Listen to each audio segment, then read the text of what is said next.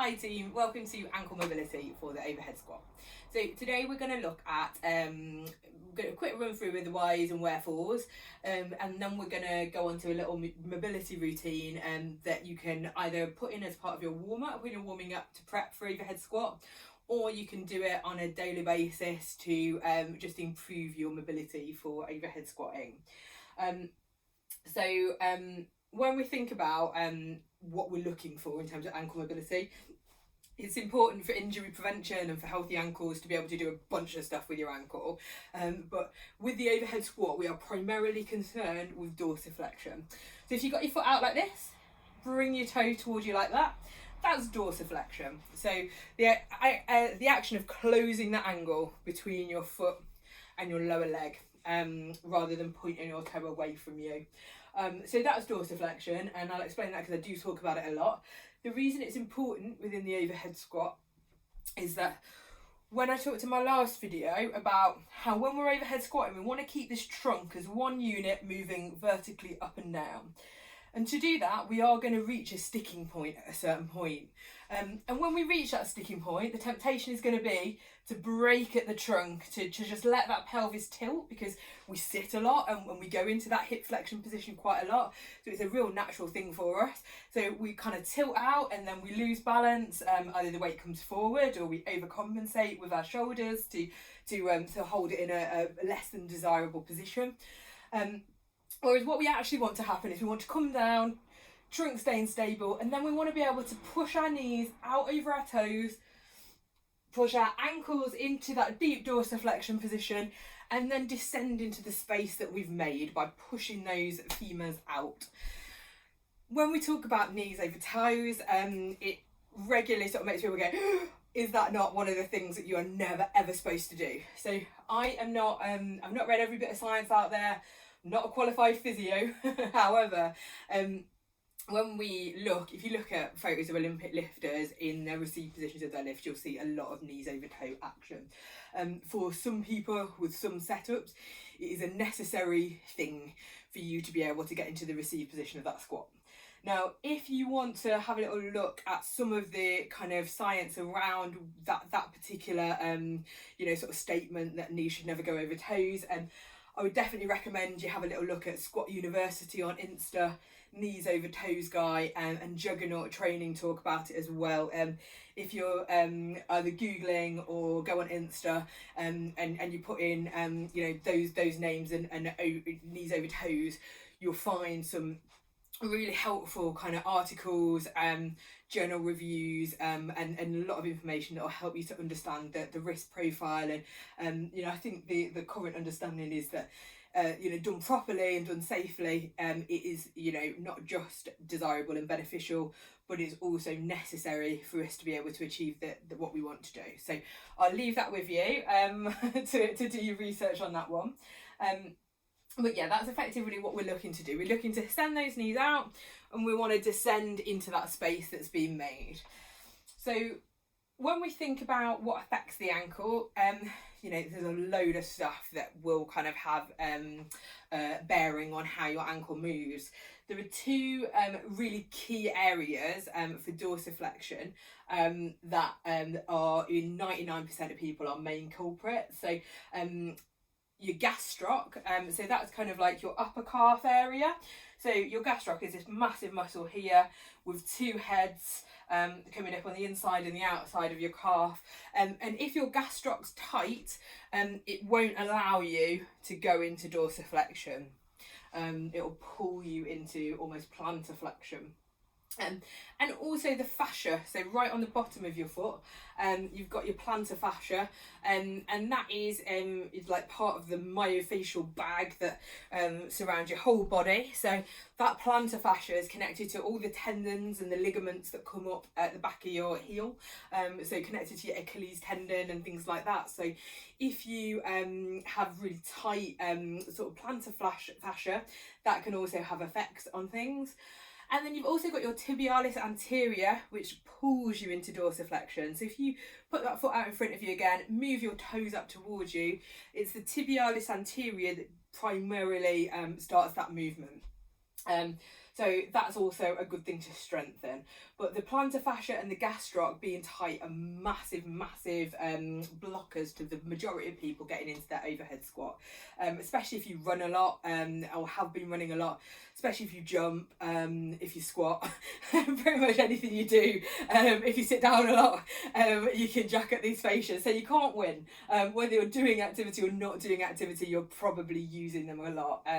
And if you're not doing the right recovery stuff, then you'll probably find that's going to limit your range of motion. The methodology I'll tend to follow is I'll test it to find out where my baseline is. Then I'm going to open it up. So I want to address my tissue restrictions. So say it's a really tight calf, I might be like, right, I'm going to get a foam roller or a lacrosse ball or something in my calf. Then I might look to load it. And that's a really key part, because it's all very well opening up tissue, but because your brain's been compensating around tissue restriction for so long, it doesn't really know that you've got that range of motion available to you. So we need to then teach the brain, look at what we've just done, look at the new positions that we can hold. We need to spend some time in those positions so that they become comfortable.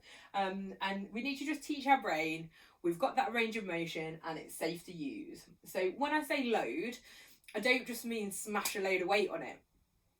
So I might do some stretching. It might be static stretching, it might be dynamic stretching, it might be just spending time in that position. So it might just be, you know, isometric holds.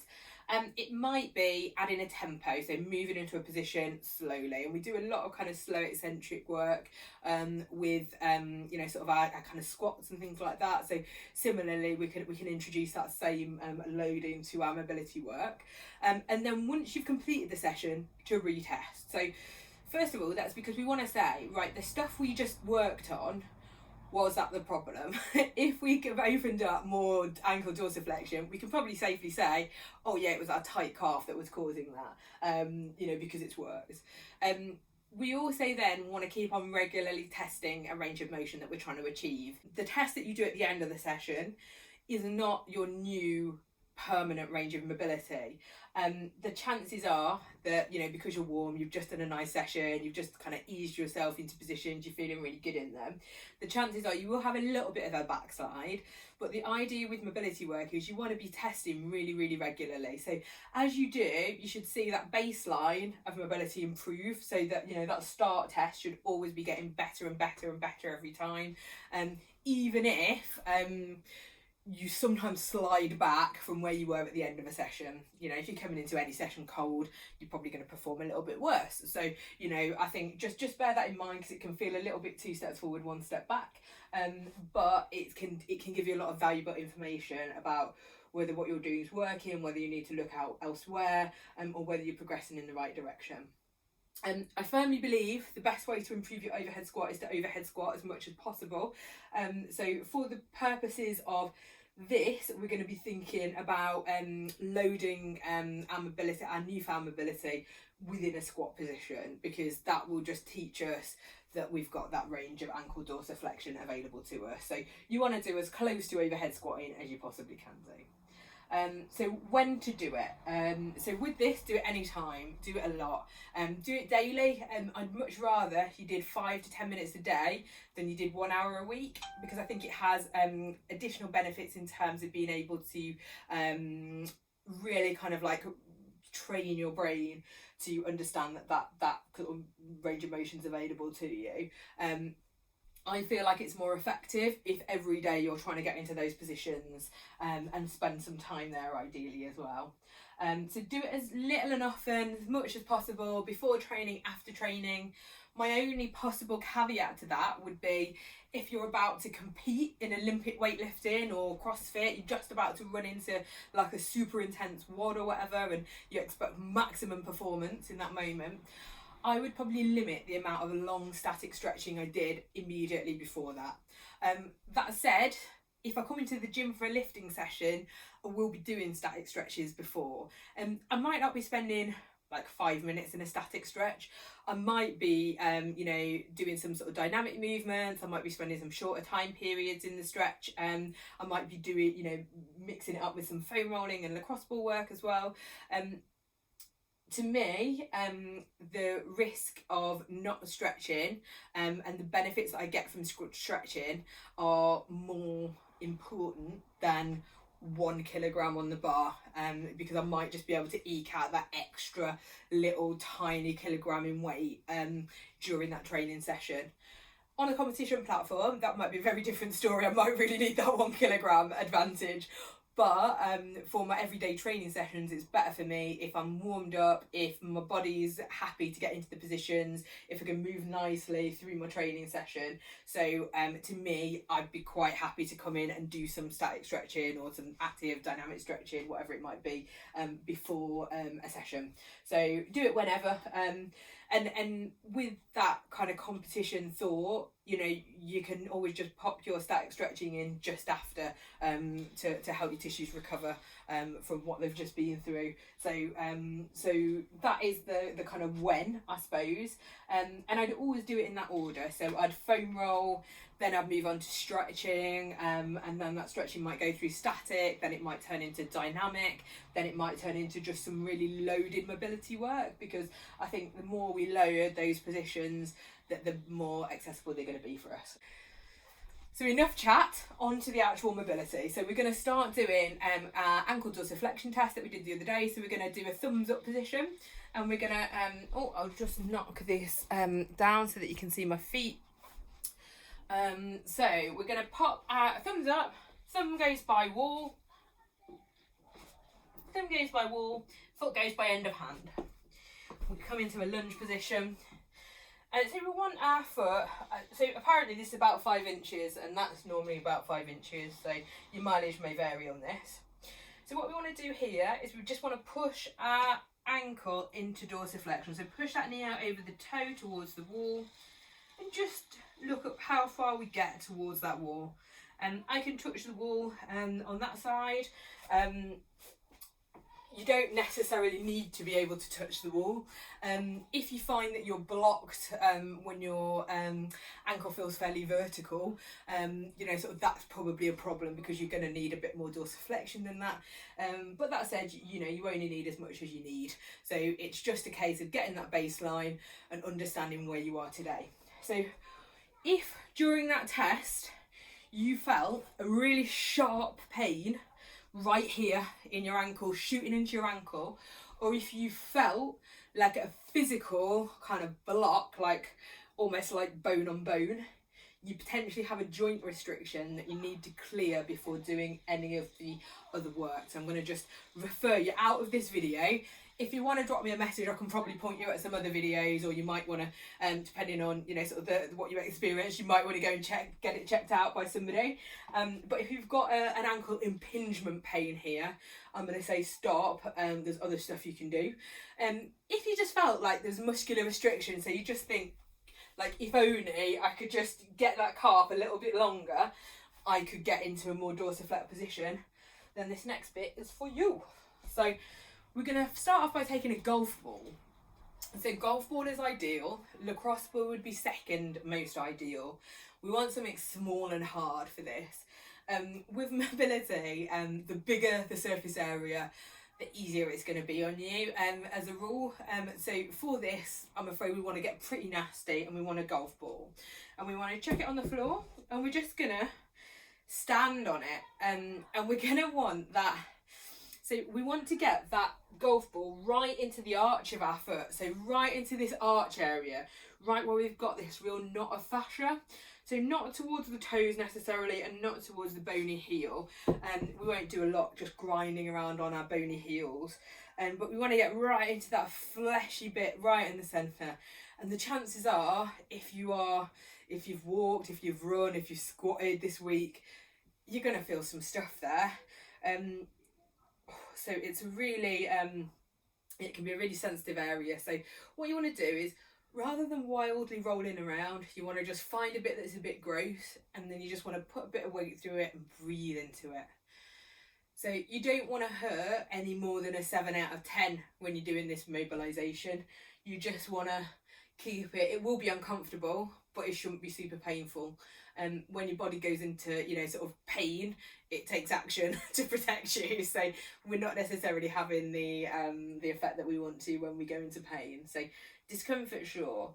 And if you want to just make that a bit more intense, then just wiggle your toes around on that, stretch, you know, move your ankle, maybe even just drop down slightly and just pop that ankle a little bit more into dorsiflexion as you go.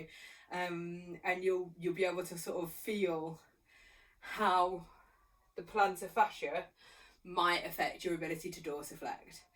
So you can kind of stay relatively still. You can do dynamic movements over it. You could do mini squats, for example. But you want to spend maybe about a minute there, and then you want to do that on the other side as well. So once you've mobbed your plantar fascia, just have a little walk around. So you want to have a nice little walk around, just feeling your feet really against the floor and feeling them kind of, you'll probably hear a few pops, clunks and clicks as the, you know, sort of tissues unlock, and it allows you kind of to spread out a little bit more. So just really spend a bit of time putting weight through those feet. And then we'll go on to mobbing our calf. So for this, you're going to want a lacrosse ball or a foam roller probably. Golf ball is going to be pretty intense for you, especially if you've got quite tight calves. So for this, we're going to be looking at the gastroc. So we're going to be looking at the upper part of the calf primarily. We want to make sure we get both sides in. And so it's got two big heads. We've got the inside, we've got the outside, and we want to make sure we cover that area. So we might want to spend 1 minute, 2 minutes down here. But effectively, we're going to pop our upper calf onto the lacrosse ball, and we're going to start moving our feet around. So just let the weight of your leg just start to get in there, and we're going to start moving our feet around in that. We might want to just take this leg and just pop it on top so we can put a little bit of extra weight through the calf. And again, just move the feet into a variety of directions as you're doing that. With rolling, just be really conscious that you don't want to be rolling right up and down the roller. So rather than kind of being like this, we just want to really slowly move around, and we just want to find those uncomfortable areas and just let ourselves spend a little bit of time breathing into those areas, and then that will allow the actual restrictions to kind of unlock a little bit, rather than just kind of rolling through the muscle, which is nice and will have some effect, but you'll probably find it won't be as effective as if you focus on those real kind of trigger points, if you like. Next up, we're going to go for a loaded stretch. So we want this to be as close to overhead squatting as possible. So we're going to go into a squat position.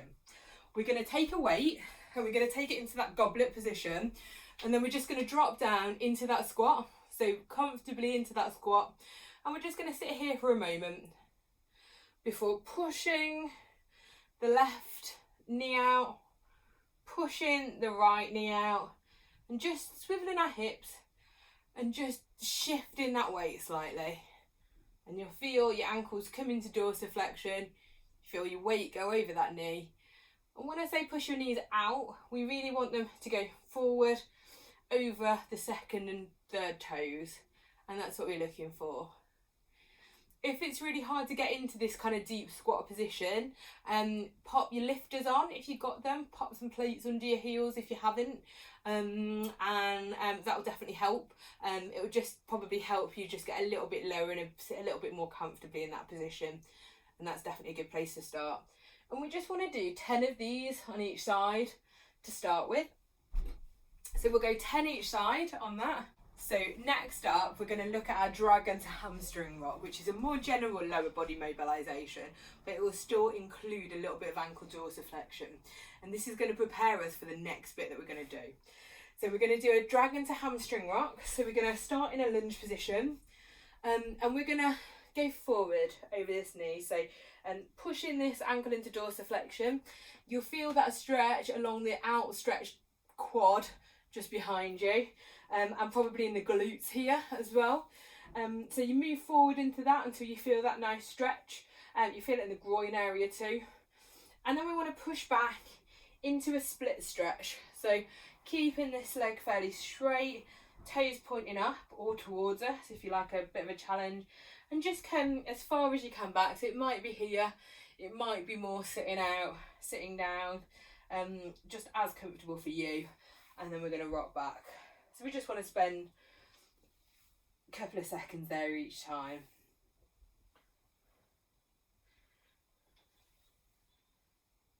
So we'll do 10 on that side, 10 on the other, and then repeat that whole little circle. So do the goblet squat, ankle stretch 10 times each side, and the dragon to hamstring rock 10 times each side. And if you go through that for 3 rounds, that will get you pretty loose and limber and feeling good for the next part. So the final thing we're going to do is we're going to get into our deep body weight squat, and we're just going to spend a bit of time here. We're just going to hang out in the bottom position. Now, I don't mind if you've got plates under your heels. I don't mind if you've got your lifters on to start with. Obviously, the gold standard is that you'll be able to do this in your squat, in your socks as soon as possible. But, you know, for now, if you need something in front of you to act as a little counterbalance, that can be really handy. You know, for me, like, you want to move around in this position as well. So you might want to practice doing in and outs with your legs. You might want to walk, so you might want to get your duck walk on. You might wanna, what else might you want to do? If we're talking overhead squats, let's practice opening that thoracic spine. Or even, can we hold something above our head? Just about. My shoulders are not warm today. So there was a great post the other day by Squat University, and it said, you can't expect to have a great looking squat if the only time you spend in the bottom position is the few brief seconds between during your weekly training sessions. And that is so true. Like, we ask a lot, don't we? In a snatch, we want to be able to have a really heavy bar in our hands and literally just dive into this received position of the overhead squat. So if we're not comfortable here, like, why would your brain do that? It'd be mental. It just wouldn't be the thing to do. So, by getting nice and comfortable, by teaching our brain that we've got this range of motion, that it's nice and safe to use, the likelihood is that when we come to demand a lot of it, when we say, actually, we want to PB today, so we want maximal loads above our head, and we want to be able to keep lovely balance, and we want to just be able to drop into this position, our brain's like, yeah, okay, I can see how that would work. So yeah, so hopefully this has been useful. Like I say, use this as a warm-up, use it as a mobility routine, tack it onto the shoulder and the hip routines that I'm going to be popping out. Just have a little think about, just sort of playing around with it really. But effectively just do it as much as you can. So yeah, so that's it in a nutshell. So wishing you the best of luck with it. I hope it goes really well. Let me know how you get on, and I'll get the hip and shoulder workouts to you over the next couple of weeks. So you'll have the opportunity to kind of tack those on then to your warm-up or your mobility routine for the day. And I look forward to seeing you soon. Peace out.